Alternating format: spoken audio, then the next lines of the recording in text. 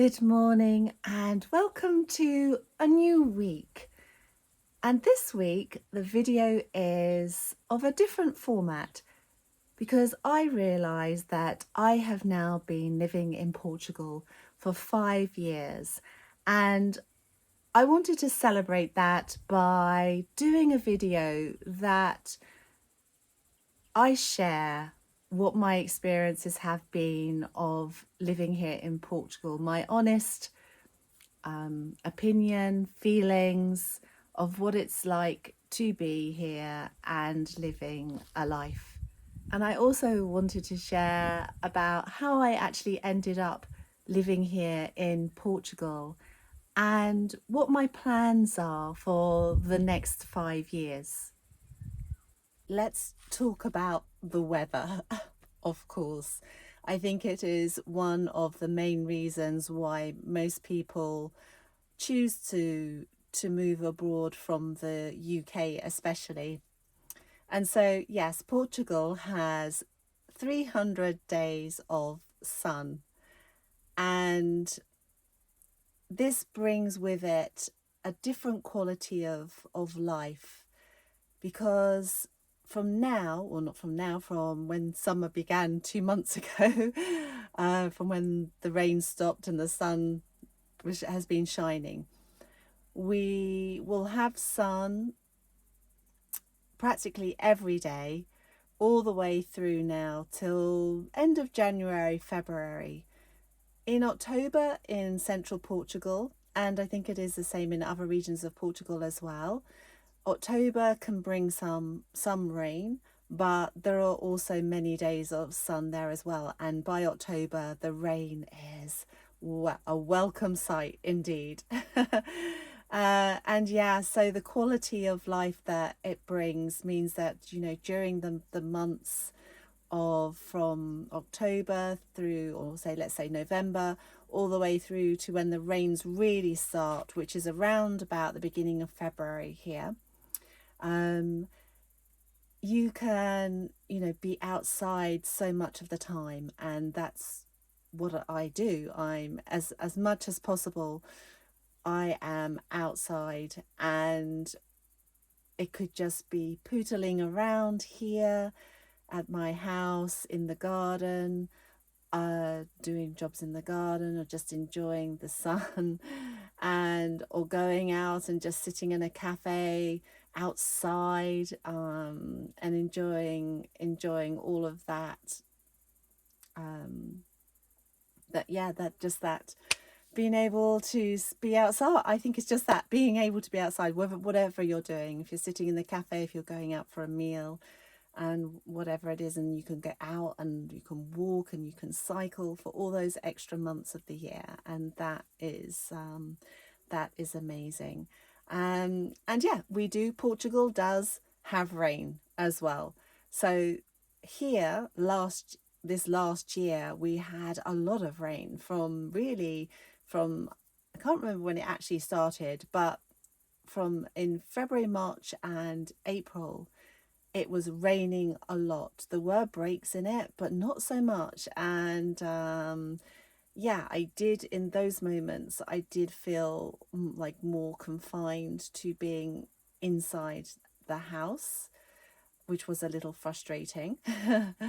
But the thing is that that in any moment, like that rain just stops. And that's what happened this year. It was very strange this year, actually, because the rain stopped, and almost like the next day it was 35 degrees, and we didn't kind of have that interim period where it was kind of mid-20s, which we would normally have like during June time.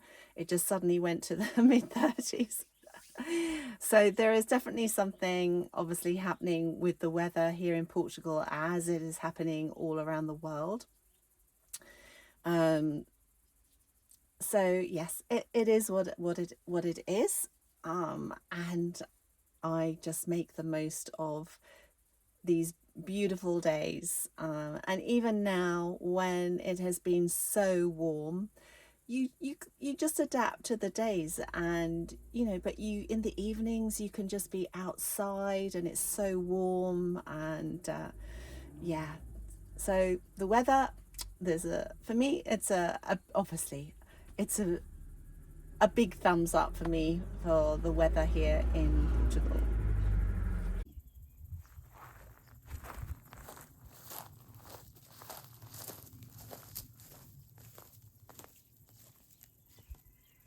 Portugal is such a beautiful country. I didn't realise how varied the landscape was here until I actually came here in my van and travelled down through the north of Portugal down to the south of Portugal.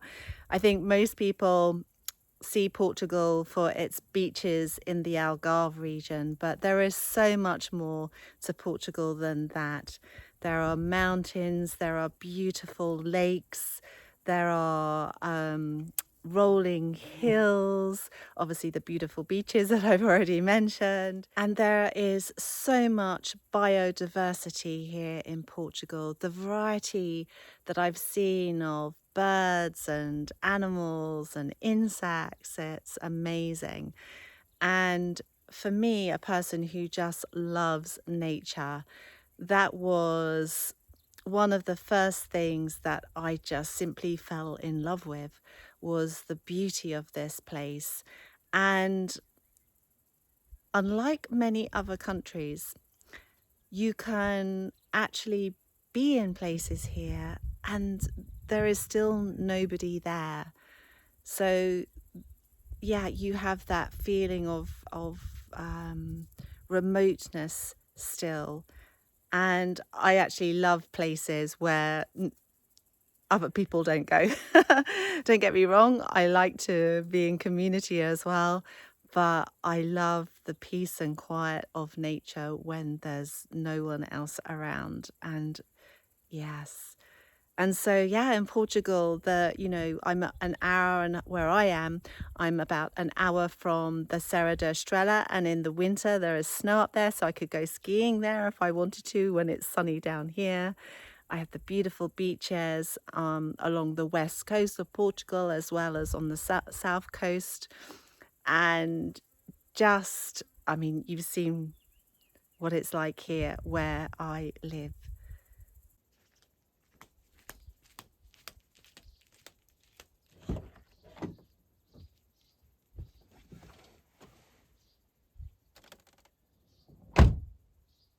Getting around by car in Portugal on the main roads, on the bigger roads, it's so easy because there is so much less traffic here. So when you do a journey here of, I don't know, any distance, it's a lot quicker than it would be in the UK, that's for sure.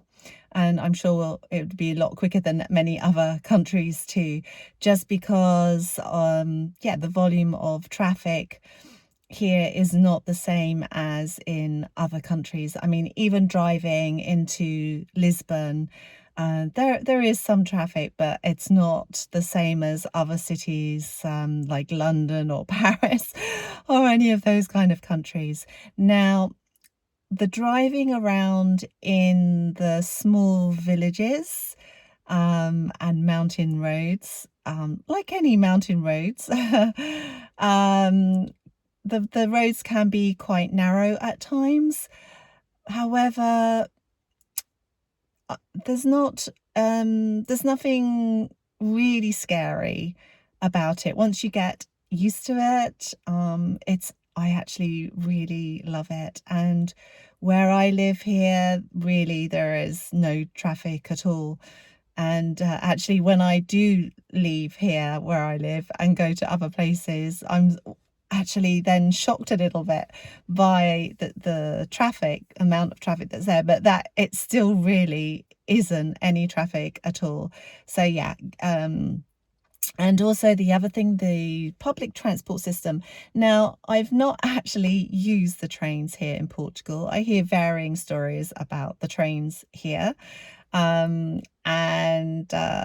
yeah, so I can't really comment on the trains, but what I can comment on is the coaches that take you long distances.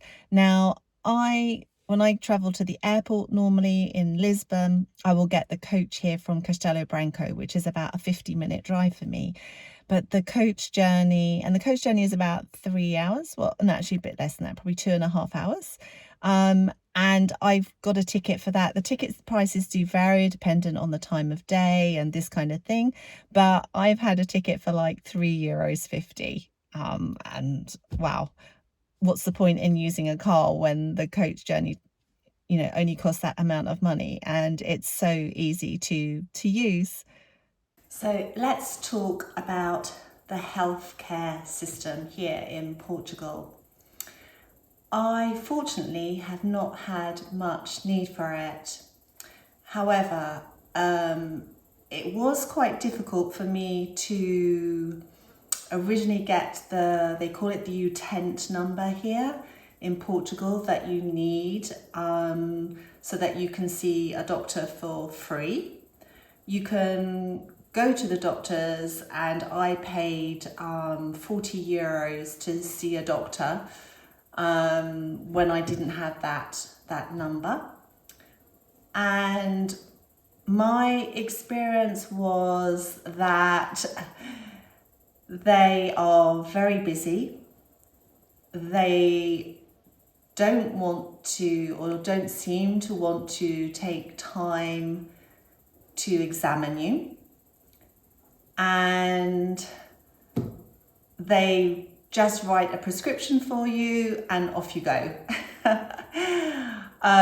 So the couple of times I've used it, fortunately, I knew what the problem was, so that was easy for me to explain. But in the UK, I would have been examined for sure, and maybe some tests would have been taken too. And in that situation, actually, when I went back to the UK, I did go and see the doctor in the UK too.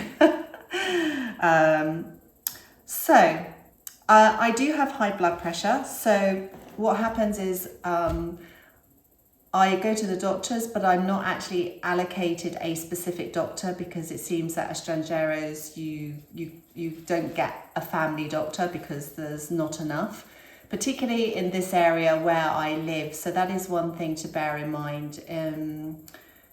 The more rural you are, the more I guess difficult it is. I do know that the doctors here often come from Lisbon twice a week. So if you're seeing a specialist or a consultant doctor or something like that, they make a special trip from Lisbon to come to this region.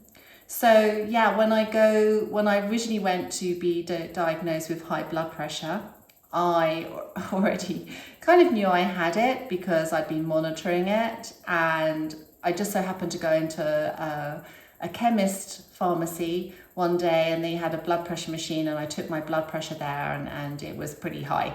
So they recommended I go see the doctor. So then I bought a blood pressure monitor, and I monitored it for a few days, and yeah, it was high. So yeah, when I went to see him, I just showed him my numbers, and he just literally wrote a prescription for me and said, oh, well, I don't need to take your blood pressure. So anyway, while we're doing this, I'm going to take my blood pressure because I have not taken it for a few days, just to check in and everything else.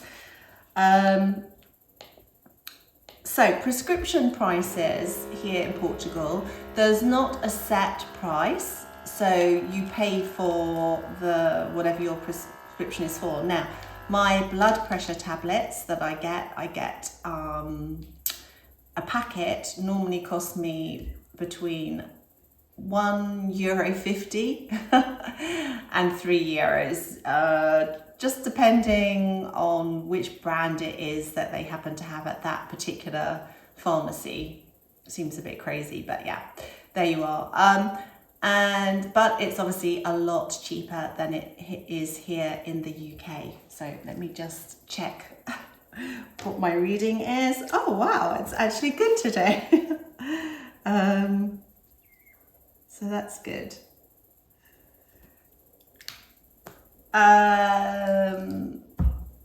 What else was I going to say? Oh, so yes, the doctors here, you can't book an appointment. You, as an estrangero, as a stranger here, as a foreigner. Maybe, I'm not sure. That's my experience here, that you don't book an appointment. You have to just turn up at the designated times when there is a doctor there seeing the foreigners and you sit and wait, basically. And I've sat and waited normally, well, sometimes an hour. One time I did sit and wait 3 hours, and that was just for me to get another prescription for more blood pressure tablets. So that system really doesn't work very well. And I think I can get them. I know I can get it set up in the system so that I don't have to go to the doctors to get a repeat prescription. But I have to do something to get that set up. Not sure quite what that is just yet. So I think the next time I go to the doctors, then I'm going to ask to have that done so that I don't need to keep going back there. Because I don't check my blood pressure anyway, so that's up to me. What I was going to say on this matter was that if I felt that I had a serious health issue, then I would likely pay to go private, to see someone privately. So that, yeah. Obviously, if it's a matter of that you're rushed into A&E, that's a different matter. You get seen straight away then. Yeah. So, oh yes, so back to my utent number. You have to have, now to get your utent number, you have to have the NIS number, which is like the social security number. And so that takes a while to get that. You can do that online unless you have an issue, and then you have to go there, which is what happened to me. And so actually it took me about 3 months to get that NIS number. And then I was finally able to get the utent number. Then, yeah.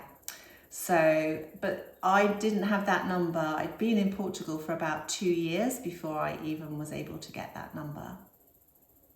So yeah, that leads me on to bureaucracy. So I needed to come into my pool to talk about bureaucracy, to stay calm and cool. Basically, the bureaucracy in Portugal is an absolute nightmare. It can go smoothly sometimes, but normally you need to expect that it's going to take a long time to do the simplest of things sometimes. So the way I manage that is I just accept it for what it is and just go with that flow, and then everything is fine. And whatever it is in due course, it will happen. You will get that piece of paper that you need. Yes. So my advice is just to accept it for what it is and just go with that. And while you're waiting, spend some time in your DIY pool. That leads me on to quality of life, as in it's a Monday, I don't know, I think it's about 1 o'clock, so it is actually lunchtime. But for me, my quality of life here is amazing. Apart from making YouTube videos, I don't work. My time is my own.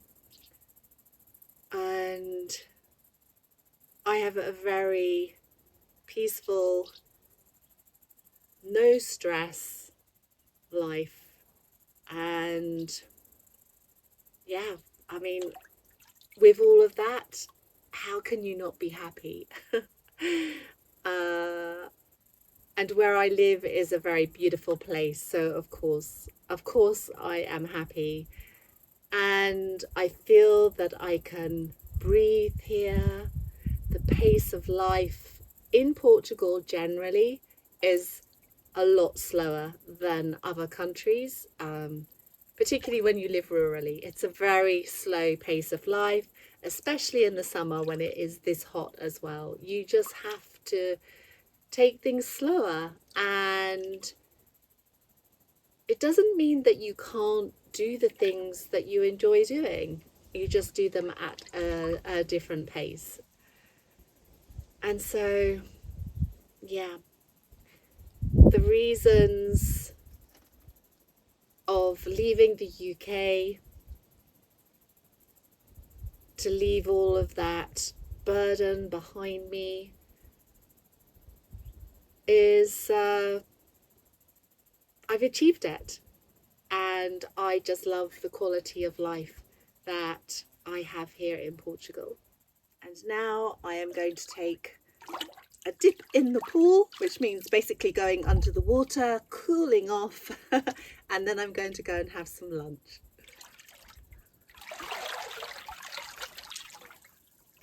Oh.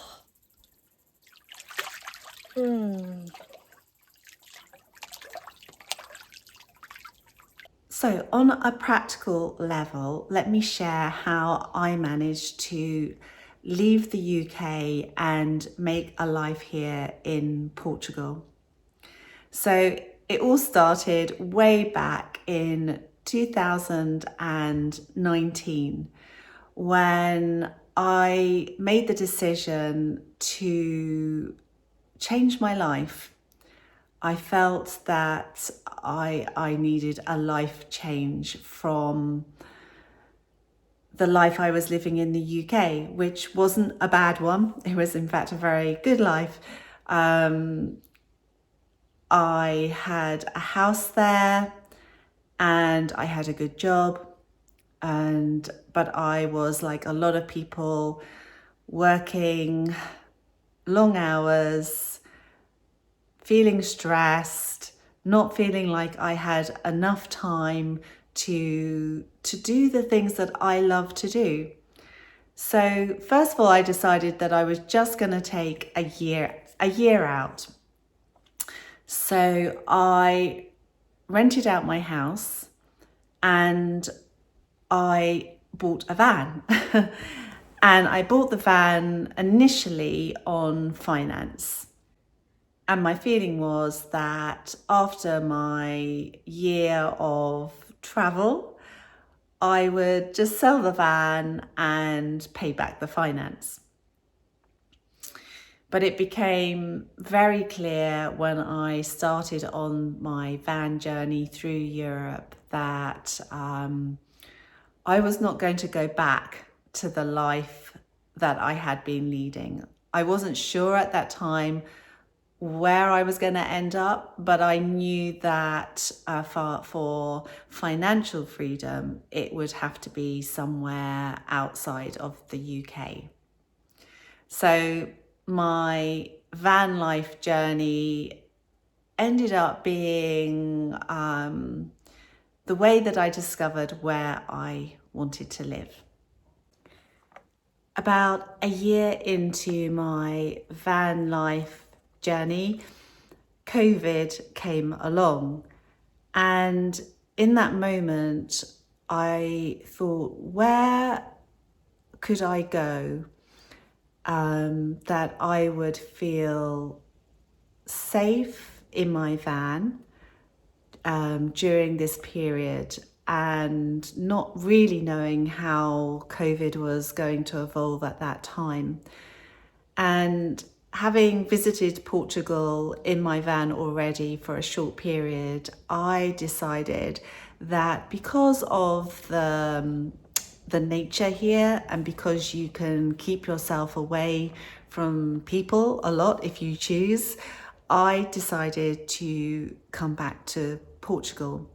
So after the first wave of COVID, because I actually happened to be back in the UK when the first lockdown happened. So I got stuck in the UK for about 3 months. But as soon as the first bout of COVID was over, or not over, but the rules were relaxed and I could travel back to Europe, I decided to travel back to Portugal. And that has turned out to be one of the best decisions I have ever made. So I came back to Portugal, and I actually was in my van just traveling around for maybe 4 or 5 months before the restrictions here got a lot tighter and you were no longer allowed to travel around through districts. And I just had the sense that it wasn't really the right thing to do, to be staying in the van. So I ended up renting an Airbnb in a small town called Palmela, which is near Setúbal, south of Lisbon. And my apartment had a view of the Habita Natural Park with its beautiful mountains there. And so I ended up renting that place for 6 months in the end. And yes, and during that time, I decided, because of the unknown about COVID, that I would get my residency here in Portugal, and also before Brexit. And I wasn't really aware of what rules were going to change after Brexit, but before Brexit, it was really easy here to get a temporary residency just by showing your passport. Obviously, things are much different now. So then I started the process of residency, and I was living in Portugal during COVID. And actually that was an amazing time to be here in Portugal, because I got to see many places without any tourists here at all, which was amazing. And I've diversed on my practical level of how I ended up here in Portugal. So on a financial terms, I had also saved up some money to pay for food and petrol, things like that. During the first year, I had about £10,000. And when I reached the age of 55, which was about 18 months, 2 years, about 2 years after I originally started my van life journey, I was able to cash in a couple of pension plans that I had from old jobs, basically jobs that I had worked a long time ago. So my first couple of jobs where I had actually stayed there for a reasonable period of time. And so from that money then there, I was able to pay back the finance on the van. And I also decided that Portugal was the place that I wanted to stay and live and find a home. So I then started the process of selling my house in the UK. I was very fortunate and sold my house in the UK pretty quickly, well, within a few months. And then basically I was on the lookout for a place to buy here in Portugal.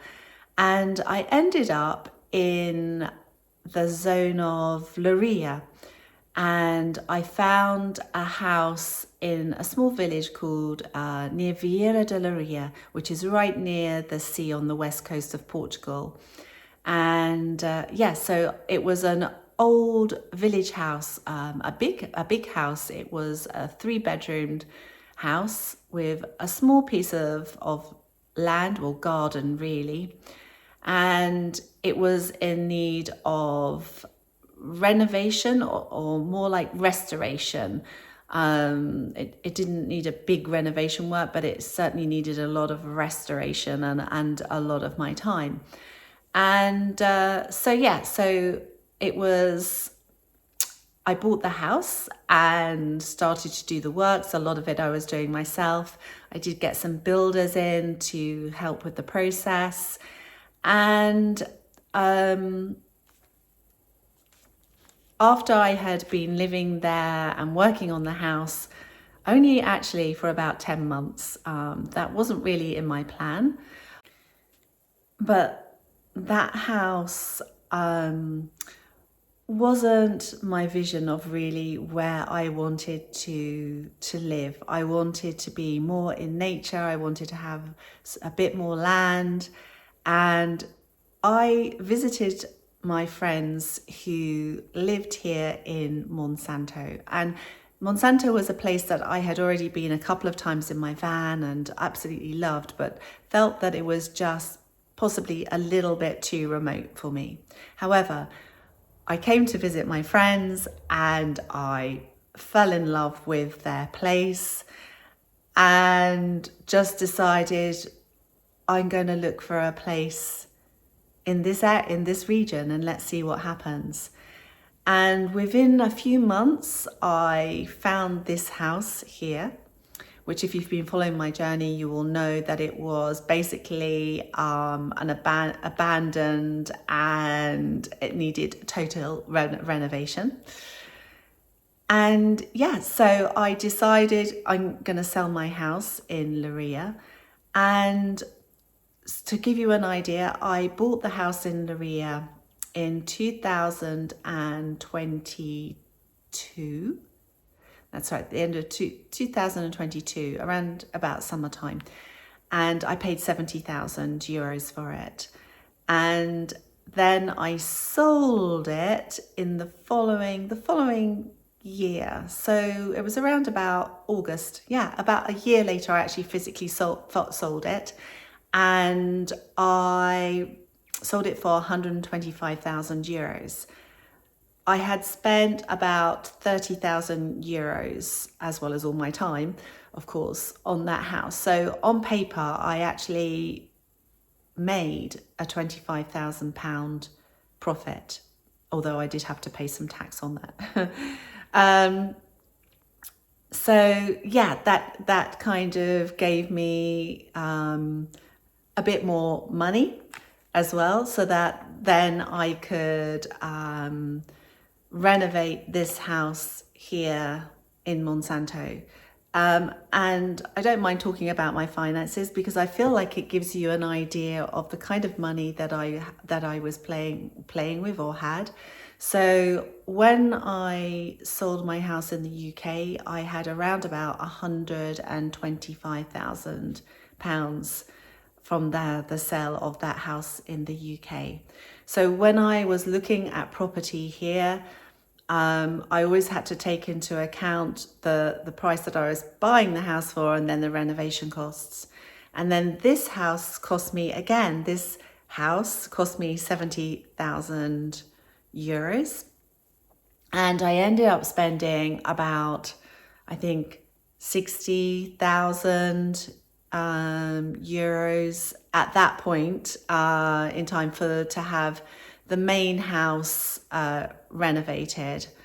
And but since then I've spent more money on renovation works that I'm doing here as well. But that's just really to give you an idea of the values and things on a practical level. So as I brought up money, let's talk about financial freedom here that I feel here in Portugal.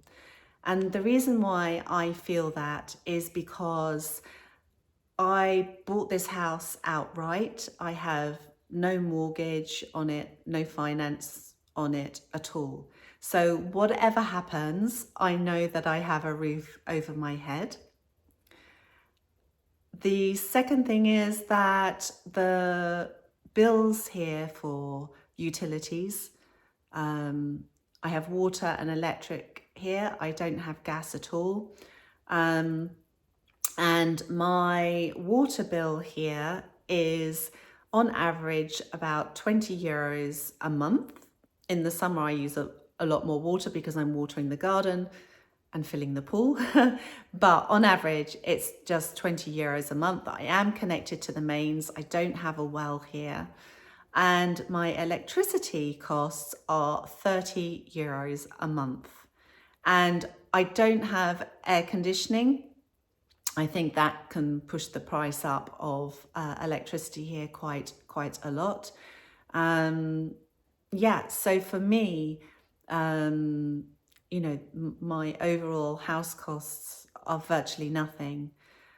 With regard to food here in Portugal, I spend around, for me, I spend around about 200 euros on, this is on food, household items, including bottles of wine.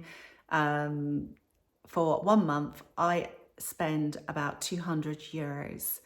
But with George living here, it's double that. It's about 200 euros per person, but that doesn't include going out and eating out, which again here in Portugal, and I'm talking about out of Lisbon, because obviously the cities can be expensive.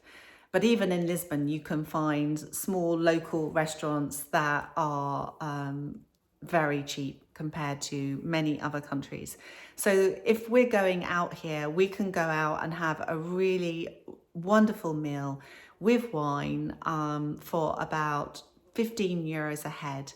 And like I say, you can spend a lot more. You can go to fancier restaurants, but if you want some just good food, then you're just looking at that amount of money. And I don't know really what the prices are in the UK now, but I read on Google that on average for a person, including eating out for during the month, food costs are about £400 per person, which is just, well, I find it crazy, especially now living here in Portugal.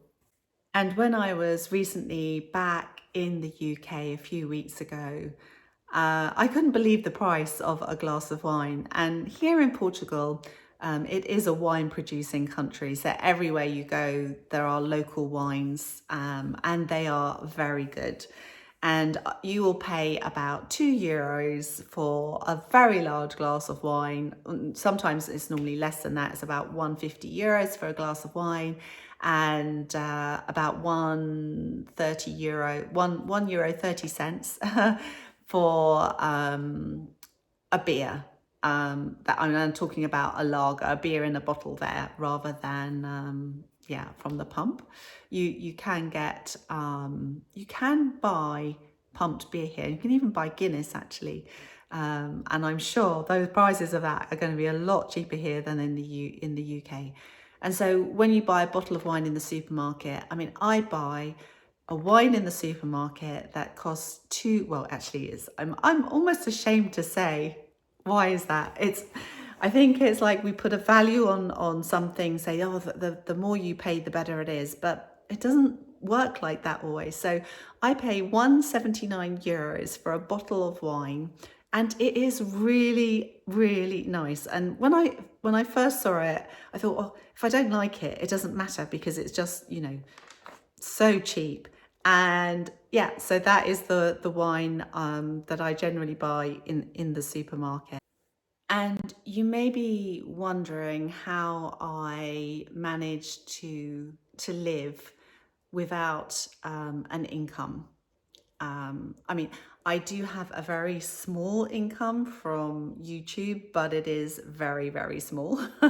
No way covers my costs of food, which is really and petrol. Those are my two main outgoings. And of course, if I want to travel back to the UK or anything like that.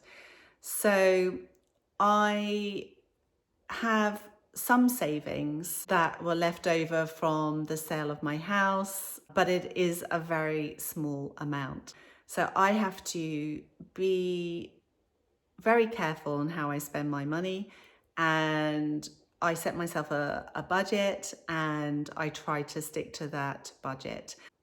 I will receive a pension when I'm 67 from the UK, but currently, as I'm just 60, that is in another 7 years' time. And so I'm not quite sure how this is going to pan out over the next 7 years, and it really does depend on how I use my money, maybe how my YouTube channel grows potentially.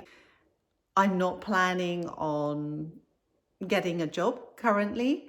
It may come to that at some point, that I might have to do something to get a bit more money coming in, but I don't stress about it, and that's the beauty. I think I'm so safe in the fact that I have a place to live. I'm growing food in the garden. I know I can't grow everything, but that really does help. And yeah, I just I'm free from that financial worry completely. And what I'm saying may sound a little crazy to some people, in that it's like, I know that people want to know that they've got enough money to live on, in once they've retired. But this is coming from a field that I've experienced over the last 5 years. I mean, originally, when I left the UK in the van, it was going to be for a year. And I thought I had enough money for that year to live like that. And, it's just amazing how I still have money in my bank account, actually. And I'm not quite sure really how that is happening. Yeah, I probably need to just sit down and work it out properly on paper. But I have what I have, that's sitting there currently, and yeah, we're going to see what happens in the future. Portugal is a place with a lot of history, ancient castles and traditions, particularly around the Catholic religion, which is a time of family coming together and celebration. There is still a real sense of family tradition here, which I absolutely love. There is a great community feel in the towns and villages. The Portuguese people love to share their way of life and are kind and generous. I've never been made to feel like an estrangeiro, a stranger. It's the opposite. I have been welcomed with open arms. The Portuguese people love to party, and there are many free festas parties, particularly during the summer months, with food and free music, to which all the family will go. Well, if you got this far in the video, thank you so much for bearing with me and watching all the video, and I hope you enjoyed it. There was a lot more things that I could have talked about, but I suddenly realized how long the video already was. So if you're keen on seeing another video like this, then put a link in the not a link, but just drop me a yes or something in the comments, and then there's many more things that I can talk about here in Portugal. And if there's anything specific that you would like to know, then please just ask. Thank you again for watching.